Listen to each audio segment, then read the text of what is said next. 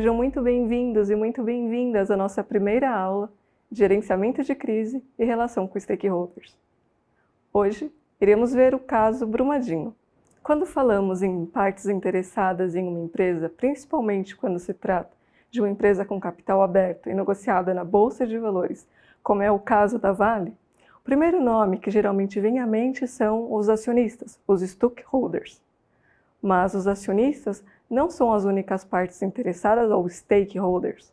Stakeholders de uma organização são todos os grupos considerados vitais para a sobrevivência e o sucesso da organização.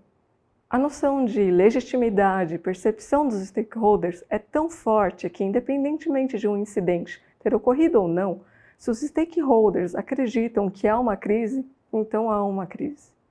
Muitas organizações não estão totalmente cientes de quão valiosa é a percepção dos stakeholders para a sua reputação, especialmente em tempos de crise. Tendo a percepção das partes envolvidas, stakeholders, vejamos o caso da barragem de Brumadinho. O desastre da barragem de Brumadinho ocorreu em 25 de janeiro de 2019, quando a barragem de rejeitos da mina de minério do Córrego do Feijão, a 9 km de Brumadinho, de Minas Gerais, sofreu uma falha catastrófica.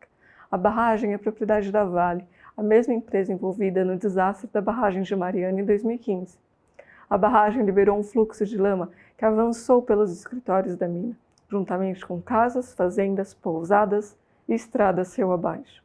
A maioria das pessoas que conseguiram escapar com vida alegou nunca ter ouvido qualquer alerta em relação ao rompimento da barragem. A empresa explicou que não deu tempo suficiente para as sirenes tocarem, pois essas foram arrastadas antes pela lama, o que demonstra uma grave falha de gestão de riscos, pois sirenes localizadas em um local de risco de serem destruídas, como no caso de um acidente, deveriam ser equipamentos-chaves, equipamentos de segurança.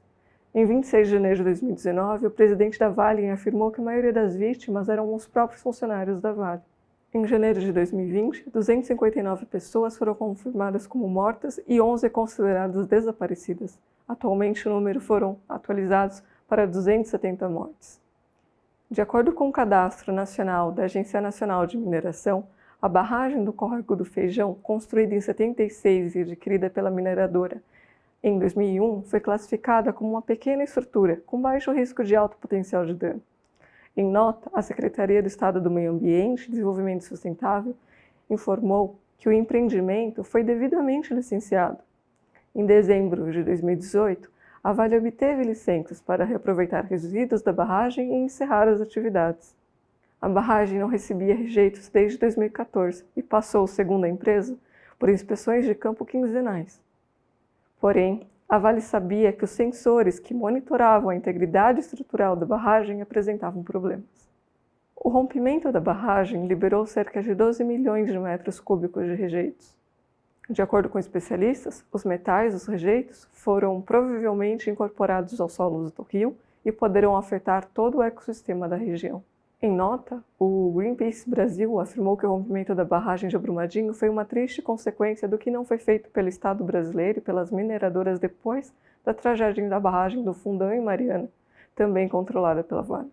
Segundo o Greenpeace, os minérios são um recurso finito que deveriam ser explorados de forma estratégica e com regimes de licenciamento e fiscalização rígidos, com prioridade na reciclagem e no reaproveitamento.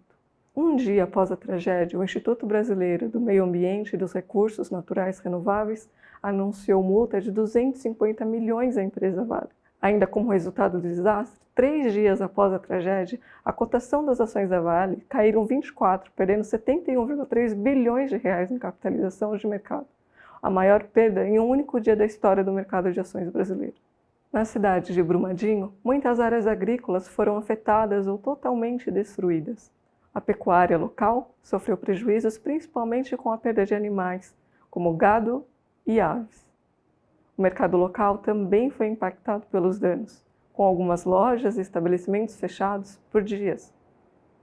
A tragédia ficou entre os assuntos mais comentados no Twitter e em outras redes sociais, mobilizando uma onda de crítica das mais diversas personalidades brasileiras e internacionais, de diferentes setores, como governadores, parlamentares, demais políticos, pesquisadores, intelectuais, religiosos, ativistas, artistas e jornalistas. o prefeito de Belo Horizonte, Alexandre Calil, autorizou o envio de 700 profissionais de saúde para Brumadinho e classificou o desastre como um genocídio. Apesar de sólida, com valor de mercado de quase 200 bilhões no auge da tragédia, a empresa perdeu 73 bilhões em valor de mercado, mais de 35%. Está tendo um longo caminho para recuperar não apenas os estragos causados na natureza, mas também a própria imagem e reputação. Até julho de 2019, o Ministério Público e a empresa tentavam um acordo definitivo visando a reparação de danos aos atingidos pela tragédia.